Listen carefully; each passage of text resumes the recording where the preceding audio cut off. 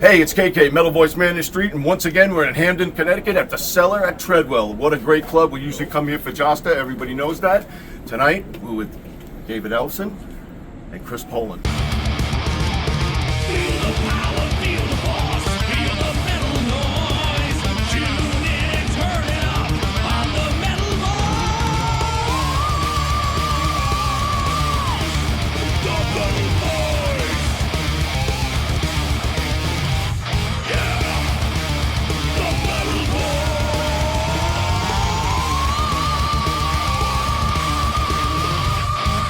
Guys, what did these two albums mean to you?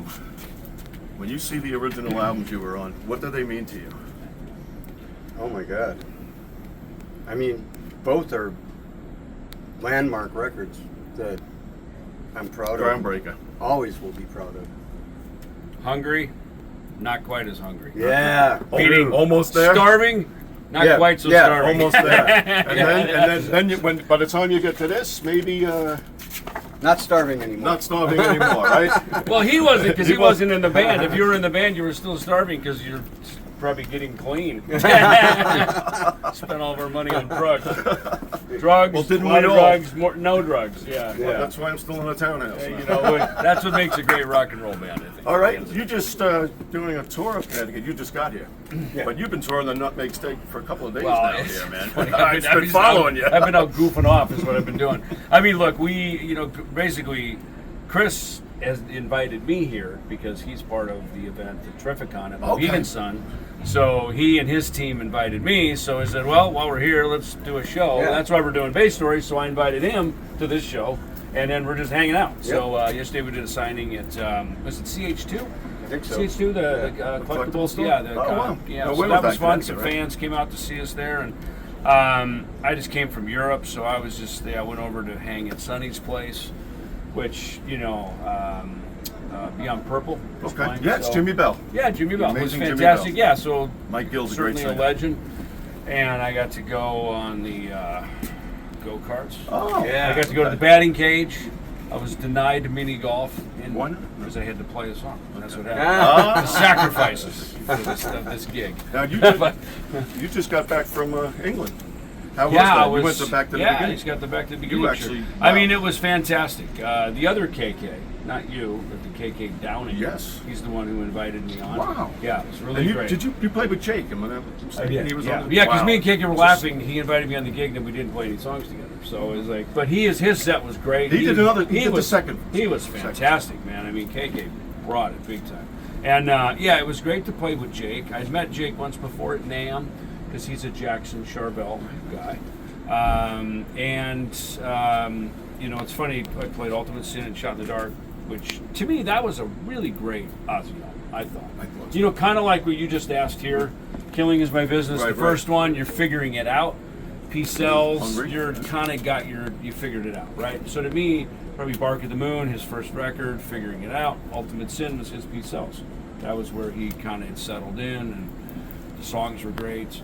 He was Well, these albums, they're going back 40 years, man. They're still classics, like you said. They're classics. It's, Well, I think when we were making those songs, that was, to Dave's credit, one of the things he always said was, what makes a song epic, right? Timeless, right? To write a timeless song. And it's not easy to write a simple song, and it's not easy to write a timeless song.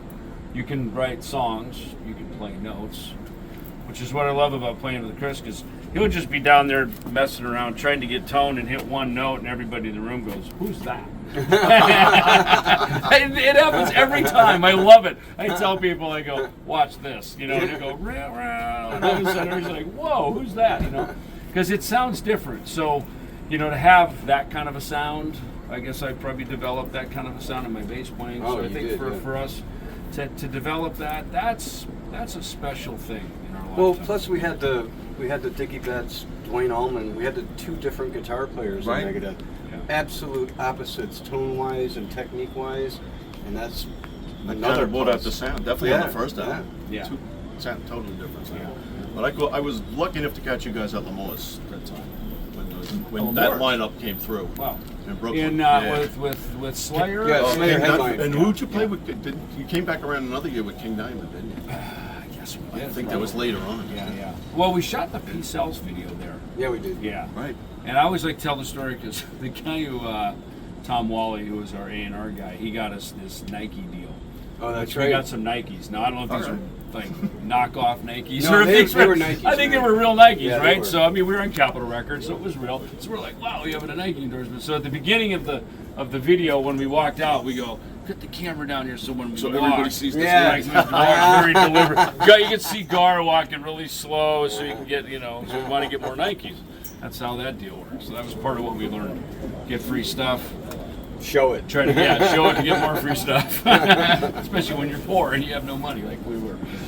So last week we lost Ozzy Osbourne Oh, right yeah. after you were obviously Yeah. there. Played Yeah. him. Did you get to say hello to him? I did, yeah. I mean, I chatted with him for a minute before. When we did the big band photo, Right. that was kind of the opportunity Okay. to say hello. And everybody, of course, wanted some of his time. So just a quick hello. And then after the show, he was back in the VIP thing, he and the whole family. And then Sid proposed to Kelly, like right here. Mhm. I'm like, the hell's Wow. going on? Yeah. Like, next thing you know, down in the knee, the rim, like, wow. And, it's Ozzy and Sharon are sitting there, and Ozzy was so happy. I talked to him right before that.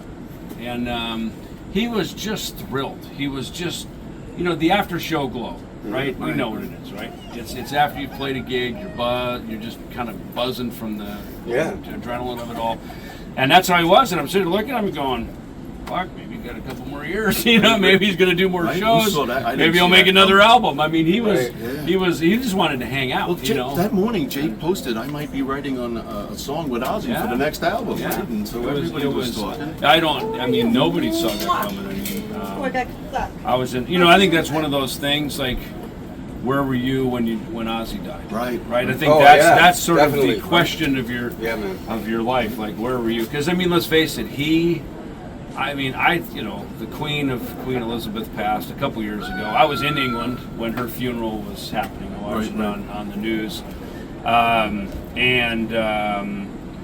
And actually, no, I'm sorry. I was in Europe during the time, but it was happening obviously right up in England. So big over there on that side of the world as it was everywhere. And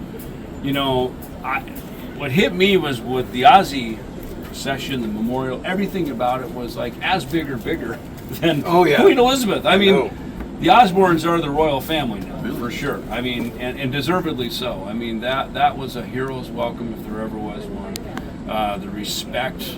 I saw somebody posted, they said, for one day, Ozzy did what nobody else seems to do, which is he brought all of us together. Because everyone is so divisive. Politics. Yeah. He said, there were no politics on social media No, for and there one shouldn't day. be. It was Yeah. all Ozzy, And there and he shouldn't brought be. everybody together. And, and there's still stuff. You still go on. There's stuff all It the is. time. It's- So, I mean, listen, to be that almost big of a bigger guy. than like when John Lennon banned. I'm not like I remember that in 1979. I was in New York, but this exploded. I think it was. For me, it was when Elvis died. My mom was a big Elvis wow, fan. yeah, So that was right. August 16th, 1977. 77, yeah. And I remember, dude, the world stopped. It And I did. mean, Walter Cronkite, there was only, 3 stations? Right, ABC, remember? ABC, CBS, and NBC, but they NBC. all covered it. And that was exactly what it was like when Ozzy passed. Right. I think the beauty that what we got to have with this was, look, we knew he was ill, right? We all knew that this was coming toward the end. So to be able to go and be there together, What a not party. just with him, but with all of us Everybody. being there, and Yeah. everybody's got, and then to lift him up, and he got to go out one more time. And when he said it from the stage, this illness has kept me from the stage for 6 years. That's the comment that got my heart.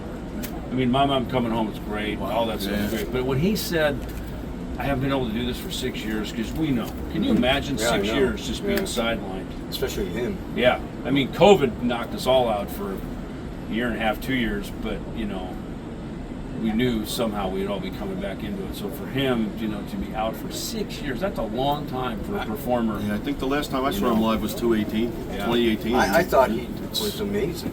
I thought he did great. Yeah. Even in the people Yeah. like always in the chick. So what? I mean, did you want to see him again? He did. looked great in that I chair, thought man. he was, and he was beaming, trying to man. get up. Did anybody Yeah. notice him trying to get up? He was. I mean, whether you're in front of 20 people or 40, 50,000. The buzz is the same as a performer, right? Mm-hmm. Because they all matter. Every show matters. Every performance matters. You come out, you want to be your best. So it doesn't matter how many people are there. I mean, good for him. He got to be in front of 43,000 people. The world. Yeah, you know, the world. Yeah, really. Exactly. Because of the stream and everything. Yeah. So, you know, so just everything about it, whatever you saw on TV is exactly what it felt like. What on an honor campus. for you to. I'm forever grateful for that. That Now, was really you great. got something dropping next week. You got new music. Me and my friend Jim played yeah. Sharpe last night on his radio Thank you, show. thank you. Yeah, we And, did that. Soto Ellefson drops next week. Mhm, Yep. Yeah, Jeff is great. Obviously, he's just one of the greatest vocalists. Jeff's got Soto.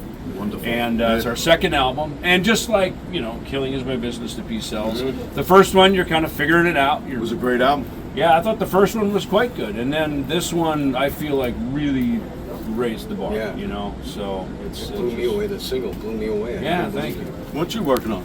You got I'm something just coming? doing. Right now, I'm working with Cleopatra. Okay. They have a project called Nuclear Messiah, and I've been doing that for like a couple months. But I'm trying to make an Ohm record that I've owed for a couple years, so that's in the works. It's in the works. Yeah. Good. I'm looking forward to that. Oh, also, our drummer David Eagle died like 10 years ago, like a week ago. But recently, my bass player found all these rehearsals that I used to record all rehearsals, and I used to have a lot of really good recording equipment. And I never thought anything of it. You know, we'd record the song, and I'd give it to Peg, and he'd take it home. Well, he brought all these CDs in, and we have 10 songs that sound like we did it at Electric Ladyline. Nice. Yeah, so I'm trying to get. I think Brian and Cleopatra might release it. Good. Looking forward Yeah, to it's it. an amazing record. It's all live. And Got one last question for you, and this is from our main people in Montreal. Would you two ever work with Megadeth in any way, shape, or form? Let's say they do a reunion tour and have everybody. it would have to be like super cool, where everybody came was in in. up to do their parts on their songs and just something like that. Yeah, I mean, look, I think we learned from Birmingham. What? Yes. There's a way to do it. Yes. Yeah, right?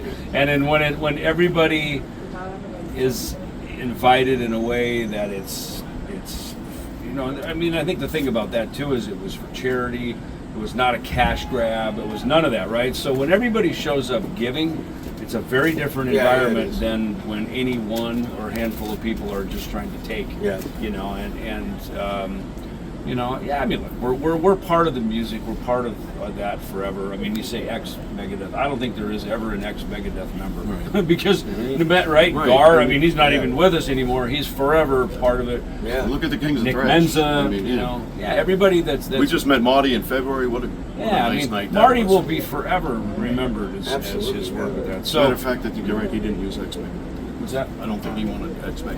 No, he doesn't. He doesn't. I mean, Marty, well, like you, probably like all of us. I think, you know, when you're not in a group, you move on from it, right? Yeah, yeah, But I think, as you see tonight, both of us, we didn't close the door on it. It's people want to hear the song. Yeah. It's like, all right, no problem. Yeah. Hang out some tunes for us. Guys, You're like standing all the way back. I feel like I'm trying to let him get you guys in here. You know. You dropped this. Oh, Thanks for your time. Yeah. Bass Story tonight, Cellar at Treadwell, and you're watching the Metal Voice. Thank you, Rich, our cameraman. Thank you for everything, guys.